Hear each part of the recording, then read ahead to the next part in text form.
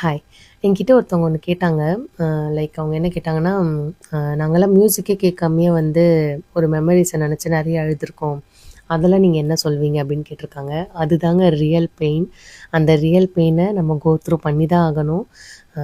நான் இங்க சொல்ல வர்றது எல்லாமே இமேஜினரி பெயின். லைக் இப்போ ஆர்ட்ஸ் எல்லாமே மியூசிக் ஆகட்டும், டான்ஸ் ஆகட்டும், ஒரு ட்ராயிங் ஆகட்டும், எல்லாமே ஒரு இமேஜினரி வேர்ல்டு. அந்த இமேஜினரி வேர்ல்டுல நான் அப்படியே சோல்ஃபுல்லாக நம்ம கனெக்ட் ஆகும்போது அதுலேருந்து நிறைய அற்புதமான விஷயங்கள் வந்து வெளியே வரும். அப்படி நமக்கு கிடச்சிருக்கதா நிறைய சாங்ஸ், நிறைய மியூசிக்ஸ், நிறைய மியூசிக் கம்போசர்ஸ், லிரிக்ஸிஸ்ட், சிங்கர் எல்லாருமே. ஸோ இதில் நான் சொல்ல வர்றது என்னென்னா, லைக் ஒரு பர்வீன் சுல்தானா வந்து ஒரு இடத்துல பேசியிருப்பாங்க, அவங்களோட ஒரு வீடியோ. அந்த வீடியோ வந்து என்னை ரொம்ப பாதிச்சுது. அதில் சொன்ன அந்த ஒரு வார்த்தை என் மைண்டை விட்டு இப்போ வரைக்கும் போகல.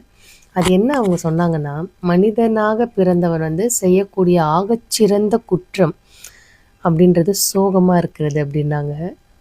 It's so hard. It's so அது வந்து எப்படின்னா, அது ஒரு குற்ற உணர்ச்சி ஆக்சுவலாக உருவாக்குச்சு உள்ள.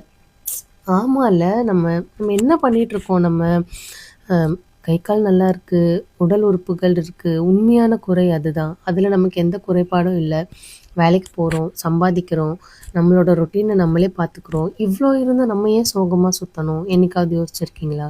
நம்ம அதை பண்ணிகிட்ருக்கோம். ஓகே, ஒரு ரியல் லைஃப்பில் உங்களுக்கு அப்படி ஒரு இன்சிடெண்ட் இருந்து, லைக் நம்ம லைஃப்பில் ஏதோ ஒரு நீங்கள் கஷ்டப்பட்டுட்ருக்கீங்க, நீங்கள் அந்த கஷ்டத்தை கோ த்ரூ பண்ணும்போது அஃப்கோர்ஸ் அது நம்மளால் எதுவுமே பண்ண முடியாது.